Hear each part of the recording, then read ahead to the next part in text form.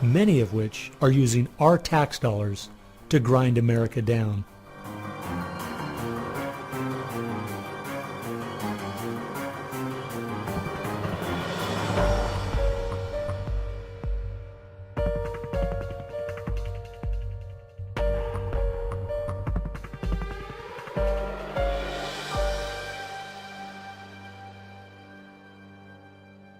They use all kinds of patriotic words to masquerade an extreme leftist orientation, which, if anything, would enslave the people in the same kinds of things with the same kind of ultimate results as communism had. The communists will let the socialists go so far, and then ultimately the communists really turn on their fellow socialists and they wipe them out too. And their attitude, I think, is really probably pretty close. They figure, look, if these socialists betrayed their own country, the chances are, once we get in power, they'll betray us too. So they'll figure, let's just rub them out right now. And at a given point, you'll see in the history of communism that they've been very effective in rubbing out their fellow socialists who brought about their socialism before the Bolsheviks and the hardcore communists with a capital C took them over. One thing we do really have to recognize is this is a domestic enemy. This is not just people with different ideas. These are not just nice folks who have funny, silly ideas that they will eventually figure out are just not very mature. No, these people are dangerous, dangerous enemies, and they are intent on overthrowing this country and imposing a socialist system that will mean extreme hardship for the vast majority of people in this country. That's true with them constantly seeking to re-engineer society so they reach this level of utopian perfection.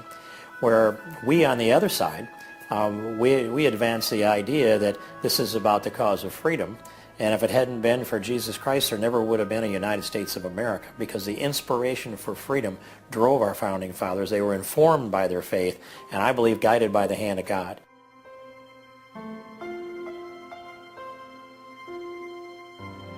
No. No. Perhaps treacherously close. It is never over until it's over.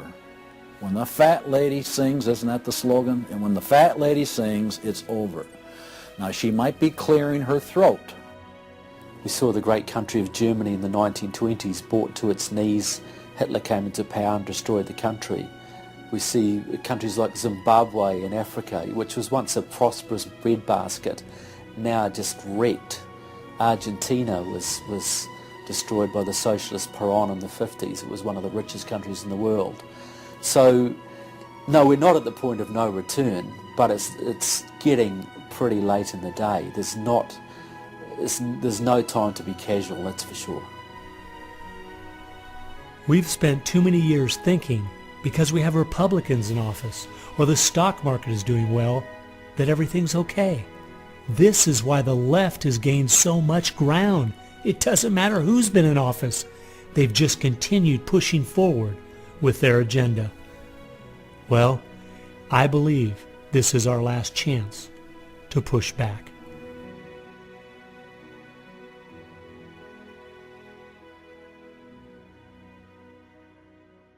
If people are looking for something to do, we have our work cut out for us. I believe one of the things that we can do that will have a profound impact in changing America is praying.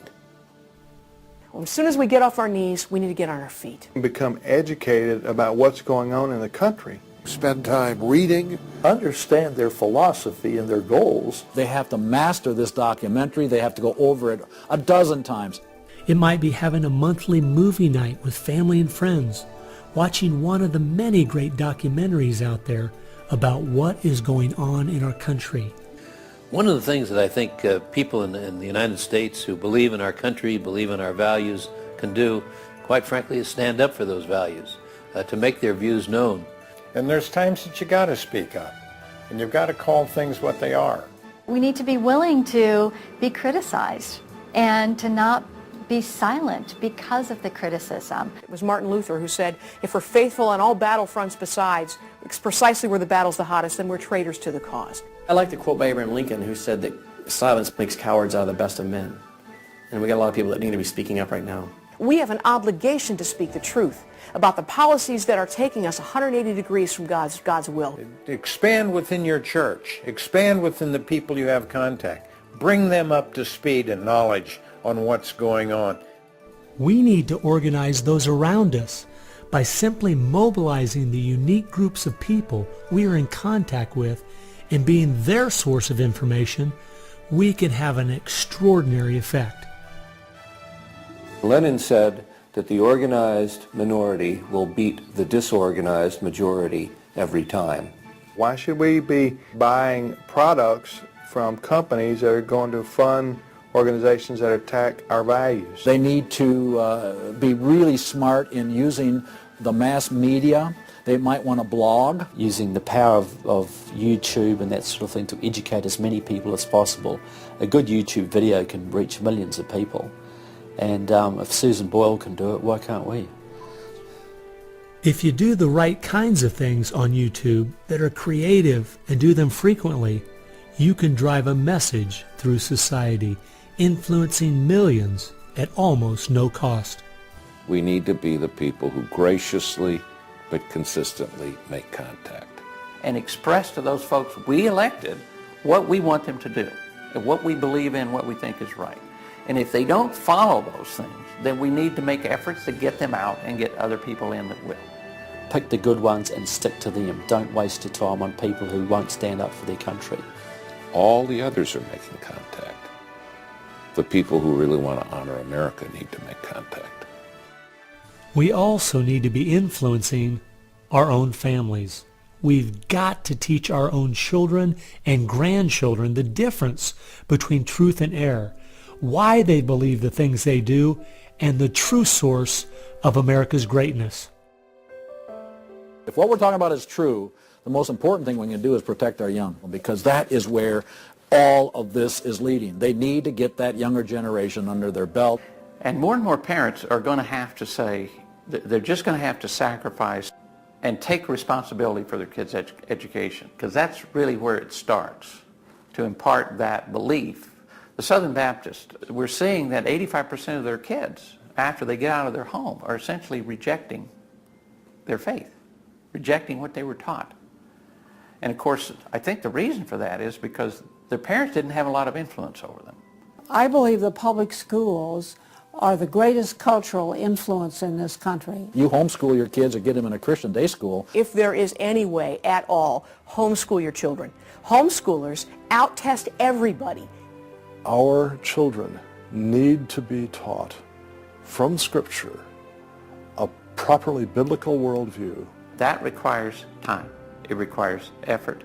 It requires purpose. Our minds should be the sharpest minds in the world. We need to work within our family to educate our children on what kind of country they live in and build their faith, and then get involved. The left has been working for decades to push us away from God and His laws, and we need to be willing to sacrifice whatever it takes to turn our country back to Him. Throughout our history as Americans, though, there has always been a great price to be paid for preserving, protecting, and defending this great land. The people who built America paid a great price. The people who went to war for our nation, boy, did they pay a price. And one of the American values was, we will pay a price for what is right. We will give of